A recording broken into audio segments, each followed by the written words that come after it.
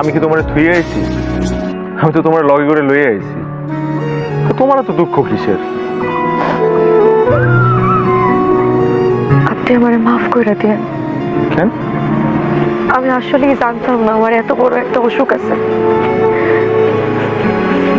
আমার যে মির্গি আছে, আমার পরিবারে কোনোদিন কেউ আমার বুঝতে দেয় না।